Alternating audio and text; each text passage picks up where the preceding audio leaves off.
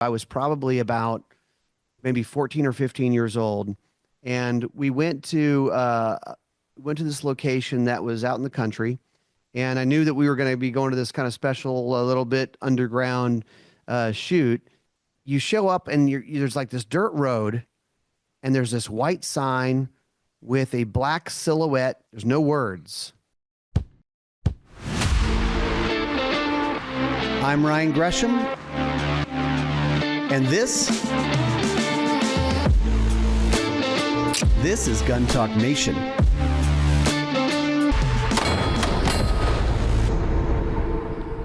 This Gun Talk Nation is brought to you by Ruger, Caldwell, Smith & Wesson, and Range Ready Studios.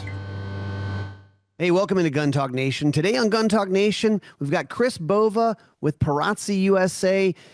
Perazzi, very high-end, Italian-made shotguns. Chris, how do you explain to someone when someone says, why would I buy a shotgun this expensive?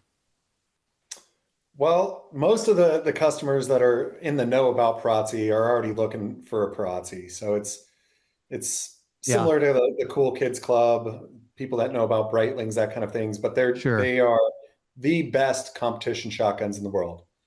Period, They're the end. handmade Yeah. in Brescia Valley, Italy.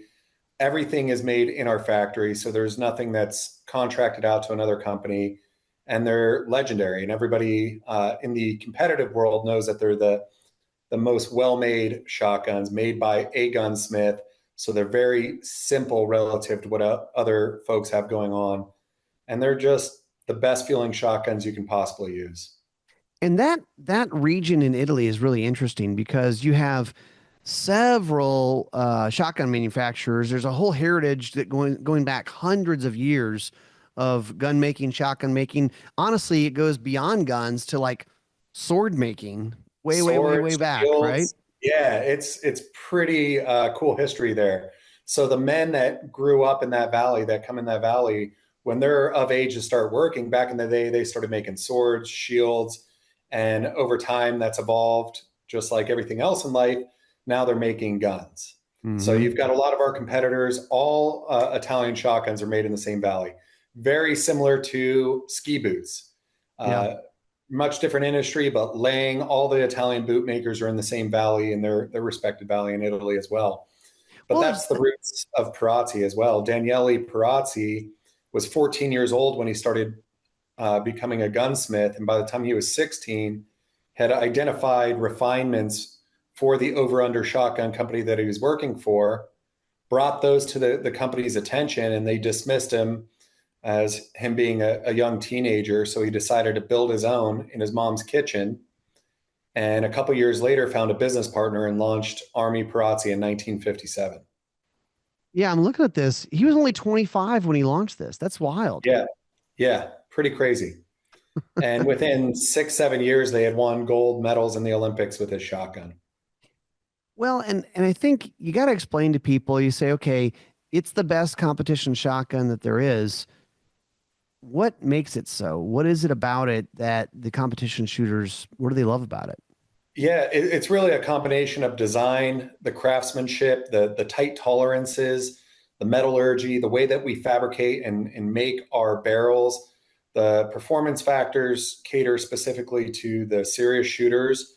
And when I say serious shooters, people that are competing in trap, skeet, sporting clays, police, pigeon shooting is another one Hmm. that it's very well known in.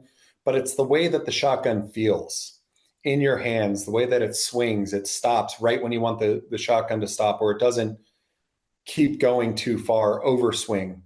But they're very, very tight tolerances. Everything is overbuilt, and you can just hammer on these shotguns. It's a shotgun that you buy, and your great grandchildren will still be shooting it.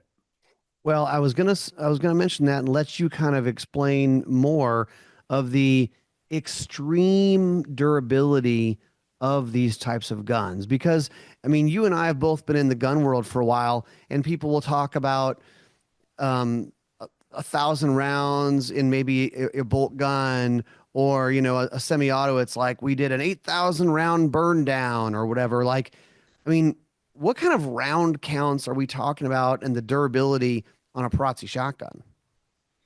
It is extremely high there. So one of our sponsored shooters, Wendell Cherry, he's one of the greatest sporting clay shooters of all time. He's out of Georgia, just a phenomenal human being. Also shoots for Remington as one of his sponsors. But he still shoots his, I believe it was a 1978 Perazzi. He doesn't compete with it because he's a sponsored shooter. We give him reasons to shoot other guns as well. Sure, sure. But it probably has hundreds of thousands of rounds through it. And you might have to Hmm. change a spring here and there, but the actual wear and tear on all the important parts of the gun it looks brand new. Right. I mean, It's pretty it's incredible. similar to, in cars when you have that Toyota Land Cruiser or something like that, where you say, yeah, I can go 400,000 miles. I mean, Yep. this can be a million rounds of 12 gauge through a gun.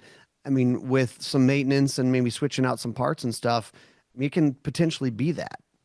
Exactly. And even when you don't do the appropriate maintenance, just like a Toyota, they still keep kind of trucking along.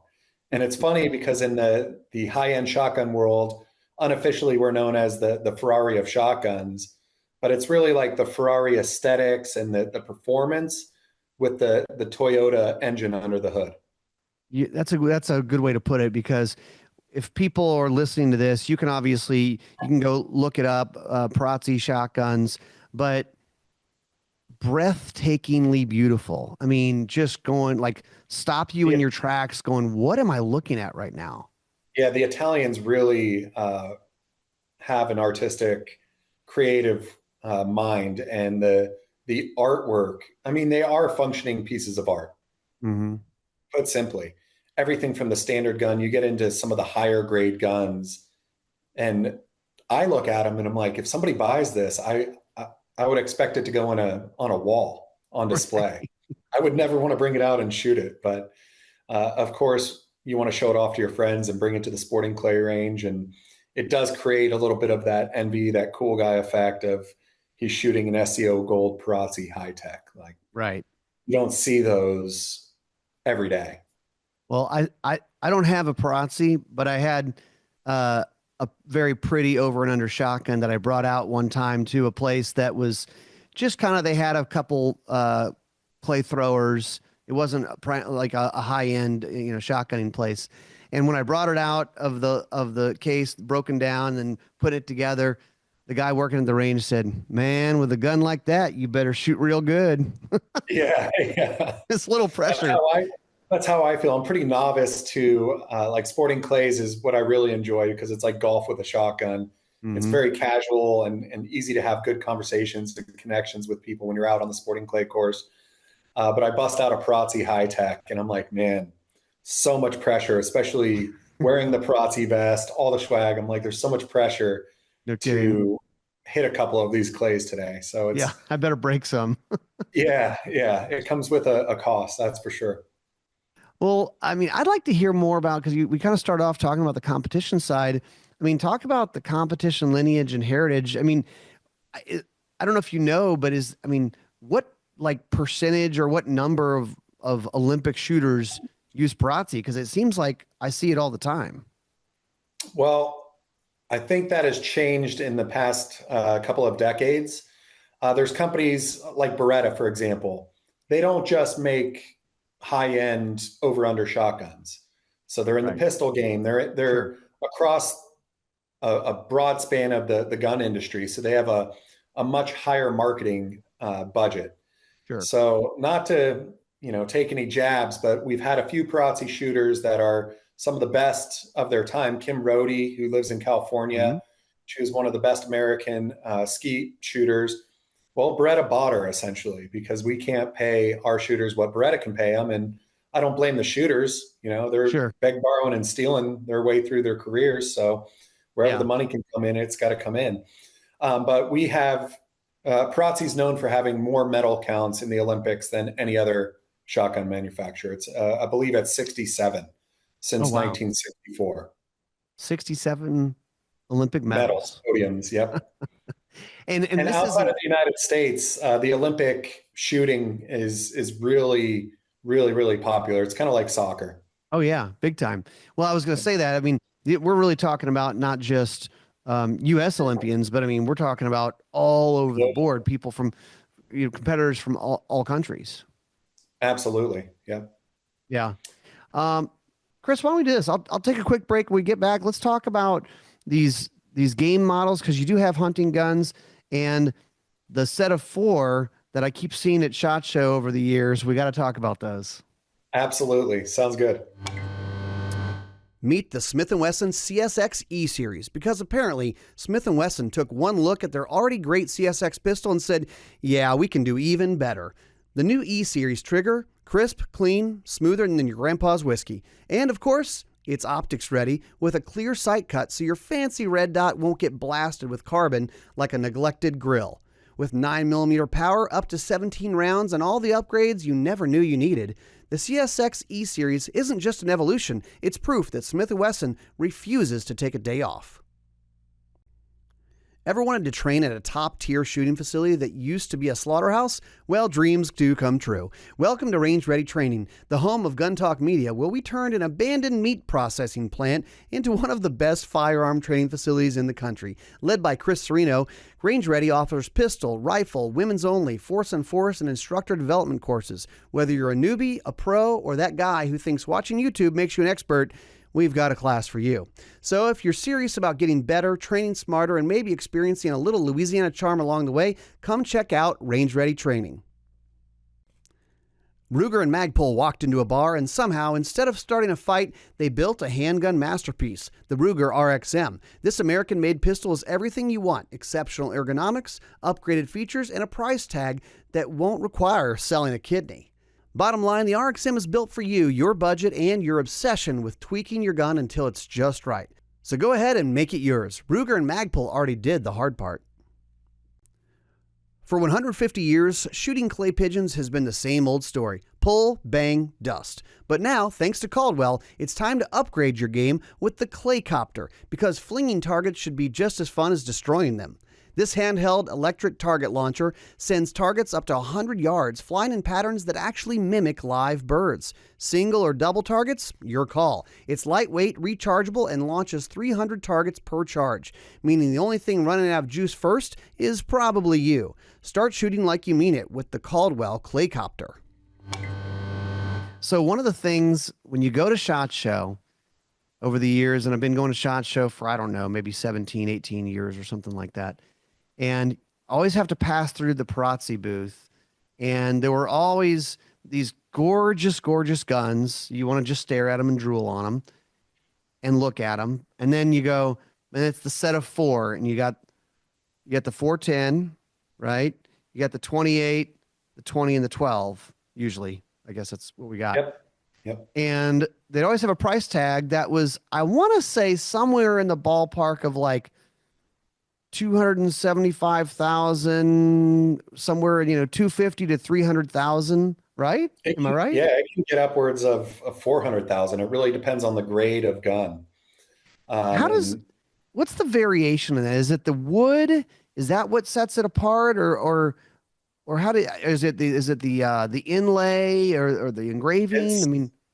It's a combination of all of that. It's all aesthetics. So from your wood grade and the look of the wood to the engraving, if there's gold in it, there's different levels that we go to. So we start off with a standard grade, and then you get into your nickeled receiver, nickeled with engraving, and then you get into SE2, SE3, SEO, and then SE gold being the top. And they all come with incremental associated values, and it does take longer. Again, these are all hand tooled. So You've got somebody in there working meticulously on these, and they are absolutely beautiful. But the engineering prioritizes, again, that balance and handling. And there's really 2 main models, and internally they're the same. But our triggers are actually something that deserve mention as well. Okay, yeah, so tell me. Detachable V-spring trigger, or you have coil options as well. But on both sides, they are extremely crisp, light, and typically around 3.5 pounds, just offering very predictable, fast lock times, and they give the shooters an edge in timing and time-sensitive scenarios.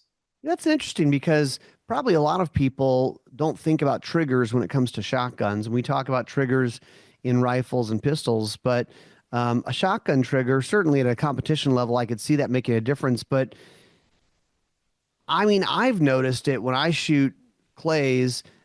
If I'm kind of in the zone, perhaps I don't notice the trigger as much. But when I'm on a hard target, maybe I'm thinking more about this. Sometimes you kind of are fighting the trigger, or you're doing the horrible like click click click. Like, is it now? Mhm. Is it now? Is it now? I mean, how much does a trigger make a difference for competitors? I think, I mean, from my own observations, they talk quite a bit about the trigger. And that's because when you're shooting moving targets, whether you're shooting birds, whether you're shooting clay pigeons, it almost becomes a subconscious reaction to when you're going to pull the trigger. It's very different than, like, I have a tactical background in long range shooting. You're very, very conscious of what you're doing on that trigger as you're doing it. But when you're shooting clays, you're not even thinking about when you pull the trigger. Your brain's automatically just saying, pull the trigger now, and it does that. With that, if you have any like mushy trigger or like a lot of take up, which you don't feel take up in shotguns very much, or at least in the high end shotguns, those milliseconds can throw off where you're going to hit that target. And especially in sporting clays or in any discipline where you have multiple targets coming out, that transition time over to the next one, it can just throw the whole process off. Yeah, that's well put. And that is an interesting thing.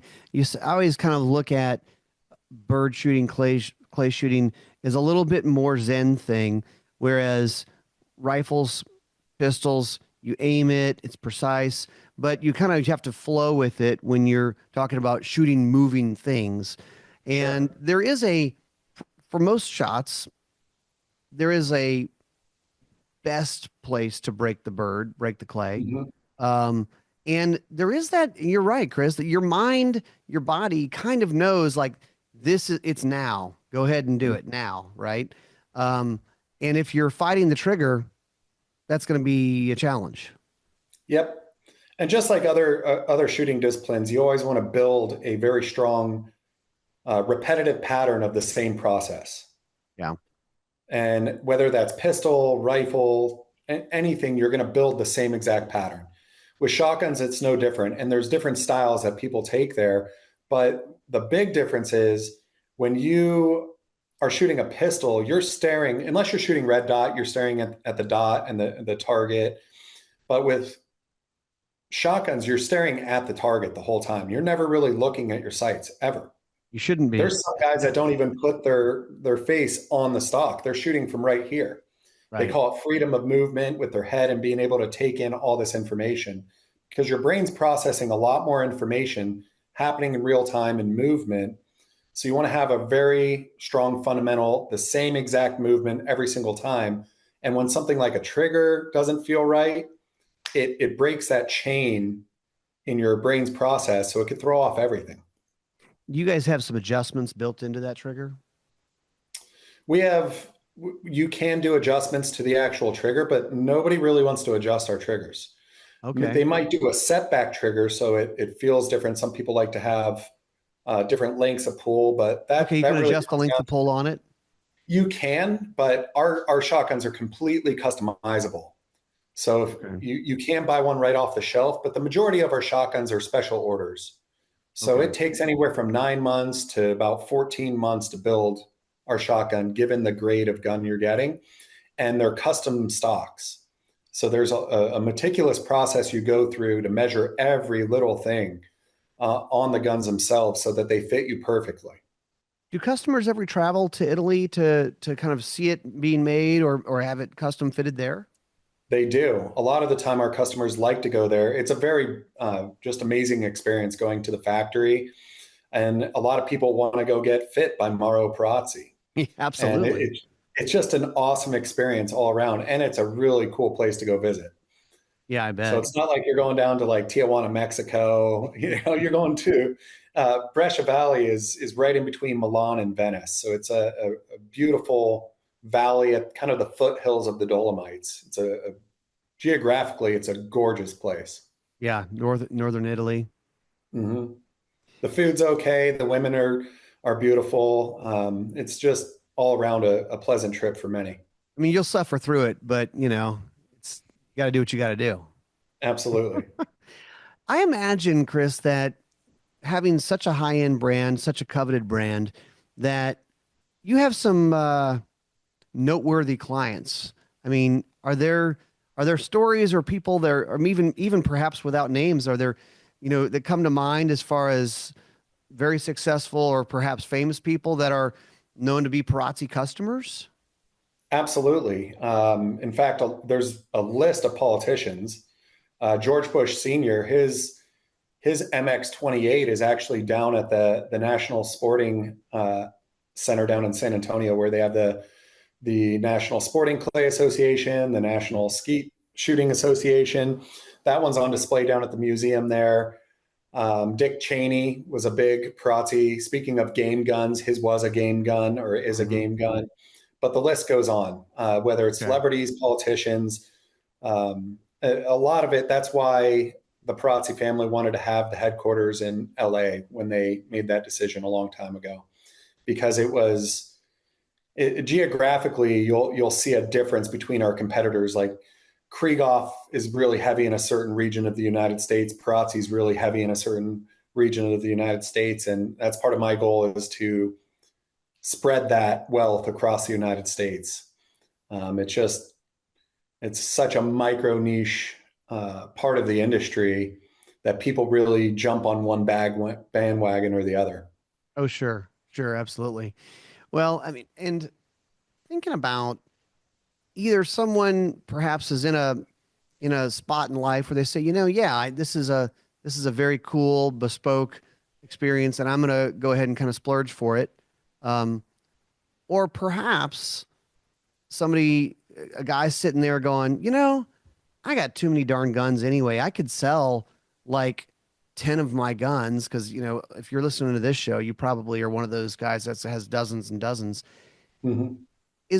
What point would be kind of an entry point for somebody to say, I mean, you could get into a Perazzi, you could actually own one of these. I mean, because it's not unobtainium. I mean, yeah, they're special guns, but I mean, if you said, I'm a splurge, I mean, what kind of entry point, where would they maybe start? If they're going with a brand new Perazzi, which is what I recommend, because you know the origin, you know everything about that gun, you're looking around $17,000 Okay. for a standard grade gun. If you're looking on the used market, you're going to see them anywhere from 8,000 up to, depending on the grade, could be in the 30,000s. 8,000 is probably going to be on the lower end. It's going to be a highly used gun. Who knows how well it was taken care of. But again, on the used market, you're probably going to eventually want to invest in a custom stock, which is going to give you probably another $4,000 to $6,000 investing in it. And at that point, you might as well just start with a brand new one. Yeah. Well, I mean, that doesn't sound crazy to me when you have people who they have a third car that's not a daily driver. Like, oh, I bought a Jeep Wrangler for 20 or 30 grand and you don't even drive it all the time. And if you're not a car guy, you're like, yeah, this is my Jeep Wrangler. It's called a Perazzi. Yeah. I compare it a lot to people that collect watches. Sure. There's people that are wearing Breitlings and Rolexes. They have 10 of them. And they've got, a nice single family house worth of watches. Right. And that just tells you the time. Yeah. These stars go bang. Yeah. And like you said, it'll last for generations, literally. It literally will. Yeah. There was a gentleman that shot in the National Sporting Clay Championship last year with a 1968 Perazzi. So wow. Just right around a decade after the company had started, and it was still functioning. I mean, I'm sure he's done routine maintenance on it, but we broke it down and you could see very minimal wear on the actual gun. That's amazing. That's amazing. What about people might have the question, what about maintenance? And we talked about maintenance a little bit, but like it's a very special gun. Is it hard to get things fixed, get parts, that type of thing? How do you guys handle that? Well, most of our dealers, so like Cole Fine Guns, they've got a location in Naples, Florida, San Antonio, Texas, Maine. They're really well known as gunsmiths. They're actually notably known as some of the best Beretta gunsmiths in the country, but they're also a Perazzi dealer, one of our largest Perazzi dealers. And Rich Cole, who owns that, is one of the best gunsmiths in the country. But the Perazzis themselves are very easy to work on, especially relative to some of our competitors. Really? Daniele Perazzi was a gunsmith, and he wanted to make it that way so the end user can do most of the work on a Perazzi themselves. Unless they get into barrel work or need to do something along those lines, they're very user friendly when it comes to switching out the V springs in your trigger, replacing this, replacing that. It's a very simple gun to work on. Okay, that makes sense. Sub gauges. Do you have a preference? Do you have one that you I love love? 28 gauge. Yeah, yeah. 28 gauge is I wish the ammo wasn't so expensive, but I love 28 gauge for upland birds. I mean, 28 gauge, it just punches above its weight class, doesn't It does. And it feels like you're shooting a BB gun. it? It's amazing. And It's with funny. ours, we have scaled frames. So it's an incredibly light, but it still feels the same as some of the heavier 12 gauges, almost like an extension of your body with the Mhm. balancing of the weight in the gun. It's amazing. Yeah, that is amazing. It's funny the journey that us gun people go on, right? You go into big things, and we want to shoot the big stuff and the big loud boomer things, and then but then you want the wow, this like doesn't even move when you shoot it, whether it's a 20-pound bolt gun with a big suppressor on it, and it's like or the really quiet things. Okay, we want it to be ridiculously quiet, subsonic, and then yeah, 28 is like one of those okay, yes, a 12 gauge will kill every and break all the clays and kill all the birds, but there's something kind of special about something that is light, easy to carry, and it'll also kill the birds and break the clays. Absolutely. Absolutely. I've got an MX-28 game gun, and I take it out to the clay range from time to time just because aim small, miss small. It's a little bit smaller of a pattern, but it's so much fun to shoot, and it always catches the attention of the people I'm shooting with. They're like, "You're shooting Sure. 28 gauge today." I'm like, "Absolutely." What But do it's people tend to what do people tend to ask you when you come to the range with Perazzi, and what do they try want to know about what you guys are doing?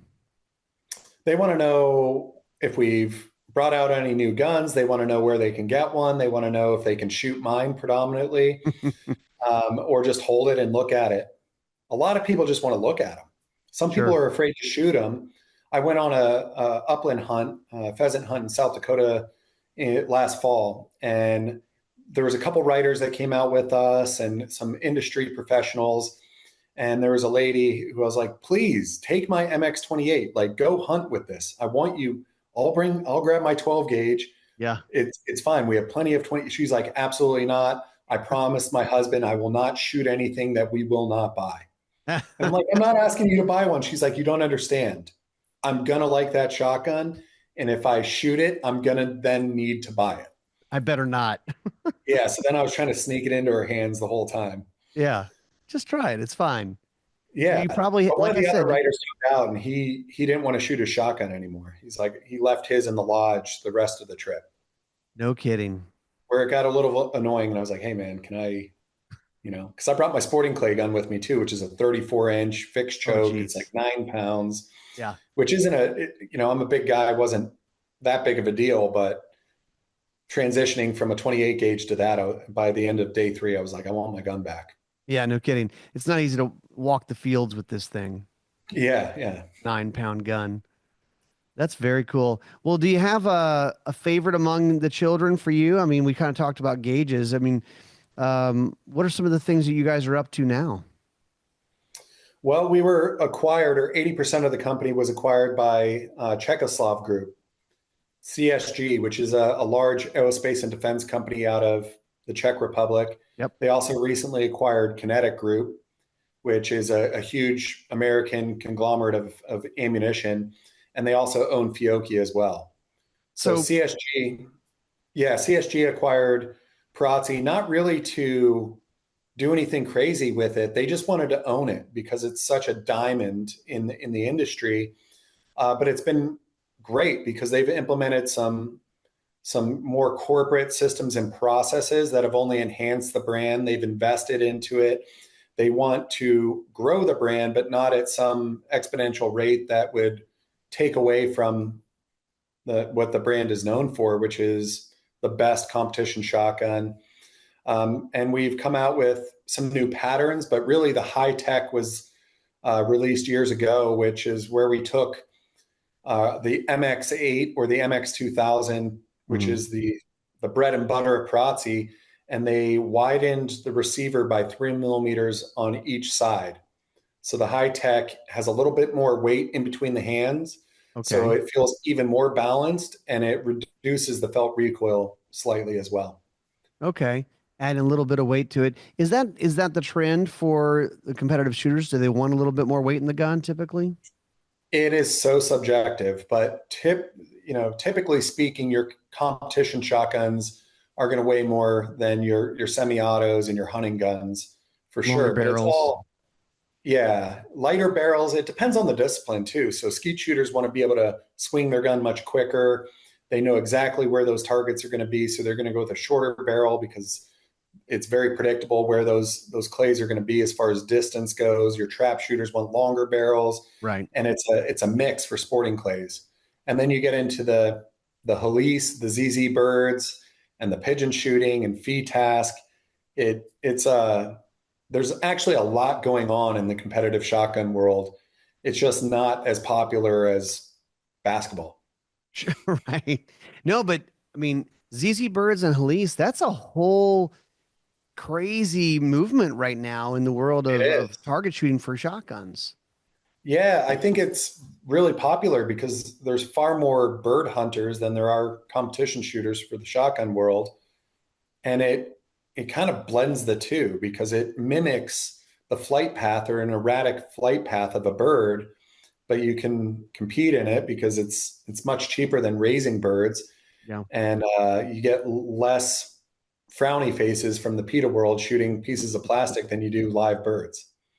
I mean, I won't get into the whole pigeon shoot discussion here, but It's they're amazing. they're really cool. It is. I just got back from the Fed Cat, which is the world championship columbar shoot, which is the hand thrown pigeons. Oh yes, I've First time I've it's seen it in hand thrown person. pigeons. Let me It tell is you, so cool. it's It amazing. Now, is. where were you for that? That was down in Houston at man, I am blanking the name right as you asked me. But it was in Um, Houston. Okay. it was in Houston at a private club there. Wasn't advertised. It's kind of like Fight Club Yep. of That's how generally the shoot. pigeon shoots are. I mean, I guess the first pigeon shoot I ever went to, I was probably about maybe 14 or 15 years old. And we went to this location that was out in the country. And I knew that we were going to be going to this kind of special, a little bit underground shoot. And I believe the guy that was associated with it, this is in rural Louisiana, was actually a Perazzi, one of the few guys who were like qualified to work on Perazzi. This is back in the, I guess, late 80s, early 90s or something like that. And you show up and there's like this dirt road and there's this white sign with a black silhouette of a pigeon on it. There's no words. And you're like, okay, I guess this might be the spot. And you go a little bit further and there's another white sign with a black silhouette of a pigeon painted on there. And then you Mhm. turn down that road and you come to this gate and there's a guy with a clipboard like he's a bouncer at a club in Vegas, and he asks your name and you tell him your name and he's like, okay, yeah, go in, have fun. And you pull in and there's all these fancy European cars and all this stuff there in a field that there's nothing Mhm. around. And then you start watching this pigeon shoot, and those weren't column bearer, obviously. Those were trap, spring loaded bird kind of deal. But uh, I did see a pigeon shoot in Guadalajara, Mexico, which was unreal to watch in person. The column bearers throwing the pigeons. If you're listening to this, these are guys who are the pigeon throwers. And the Mhm. way the one I saw was they are standing in front of the shooter in a pit, but it's not really a pit. It's not like super low.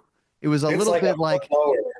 there were I don't think there were any range safety officers at this particular match in Guadalajara, Yeah. Mexico. It was an amazing sight to see, but it was wild. And they throw the pigeons. They spin around, they throw the pigeons, and they throw them wherever It's they almost want like a to. discus thrower, but they're pulling the tail feathers out and then they throw them. Exactly. Exactly. They're So gaming cool. it. They're trying to make these birds fly wild because their goal is to make you miss, and your goal is to hit the pigeon before it gets out of the ring. It has to fall inside the ring, right? I mean, Yep. that's And pigeon then there's shooting. all this side betting going on too. The Calcutta comes into effect at these Yeah, shoots. it's a betting game. It's Yes, it absolutely is. that. It's a big money betting game too. Yeah. It's quite wild. If I were a professional shooter and looking to get into something, I would be targeting that world over everything else. That's how It's you a pay the bills. If you're a pro shooter, even if you're sponsored and you're winning, mhm. the sanction matches and all that stuff, you go shoot some. You go to Dubai, right? You go Yep. over to UAE. You shoot some of that stuff, some money game stuff. You shoot some pigeons, and it's interesting. It's it's Mhm. it's like this. Dubai's Like I said, it's like interesting. the secret world. Dubai's interesting because a lot of the trends, whether it's in the fitness world, the like whatever is happening here in the United States that is trending and picking up, or like kind of very outside of their norm out there. They fly people in, have Hmm. huge money events around, and build a whole community around it. And pigeon shooting and competition shotgun shooting is one of them. It's pretty Yeah. cool. Yeah. Yeah, it's wild. I mean, if you're listening to this, just look it up. Go on YouTube and look up Dubai shotgun matches and all this stuff. Yep. It's a really interesting scene. And it isn't like you said, Chris, there's big money involved in this. You don't think of it like NBA basketball and other stuff, but I mean, there's some go over there and shoot clays and win $100,000 or something like that. It's pretty wild. Yeah, yeah. I mean, some of the top, pigeon shoots, they're $1 million Calcuttas going on. Hmm. Yeah. 500. I mean, out in West Texas, you get out to the countryside where these unofficial ones, there's good old boys going home with $250,000 cash in their hands, and it's the best time to try and sell a shotgun to somebody because then they can go home to mom and be like, "Hey, honey, I want a shotgun and a bunch of cash too." So they don't have to tell them that they just bought a $50,000 shotgun. They There, want it. there you go. There you go. Chris is there like, hey, could what do I have to do to put you into this Perazzi here? Kind of like a 1031 transfer in the real estate world. You can, save on taxes a little bit here, pay cash for this gun. There you go. I heard a story about this is a few decades back. There was a young American who was a great shotgun shooter, and he was going around Europe and winning matches and winning money. And the thing in Europe was you couldn't bring your guns with you, different gun laws and stuff. So you had to leave your guns at the gun club. And after a little while of him beating everybody, he started dropping some clays and dropping some birds and not winning as much. Well, what had happened was when his gun was left at the gun club, at some of these gun clubs, they went out and bored out his choke just a little bit, opened up his pattern a little bit. So, we only need you to drop maybe what, two, three, four birds, and you're out of it. You're out of the money. Hey, when there's money involved and big money involved, I think the saying goes, if you ain't cheating, you ain't trying. Yeah. Yeah. So, uh, interesting little stories and legends that happen out there in the world of the underground lair of competitive shotgun shooting. Yeah, that is interesting because a lot of our clients, international clients that have multiple shotguns, they have the exact same shotgun at multiple different locations. I've got a friend of mine who's one of our clients who has a Perazzi in Spain at a club Mm, there, a Perazzi at his ranch in Mexico, and then hmm. his Perazzi that he has here in the United States because he can travel with it here. Yeah. But it's Same it's feel, similar same to weight, fits me the same. Yeah. Yep, it's similar to golf. They're the high-end golfers have the same exact set of clubs at multiple country clubs across the country, not because of the restrictions on carrying your golf clubs, but for the convenience. Right. Yeah. Makes sense. Yeah. It's a wild world. Um, Chris, I'm sure people are wanting to look at these beautiful guns. How do they see more about what you guys are up to? Right now, we're rebuilding our website, but you can go to any of our various dealer websites, which The big ones are like Pacific Sporting Arms. They've got a location in Azusa, California, as well as Michigan. Okay. Cole Fine Guns, we already talked about them. Yep. Giacomo Sporting, which is one of our oldest dealers. And then Griffin and Howe, which is a pretty familiar place for most people in the gun industry. Beautiful property. And Griffin and Howe's, they do it all up there. So they've got great gun fitters. They've got sporting clays on site, trap shooting, and a whole slew of other shooting up there. But if you go to Perazzi.com, you're going to be able to do a gun selector and look at our guns there. And then Perazzi USA on Instagram and Army Perazzi on Instagram has a whole selection and array of guns there.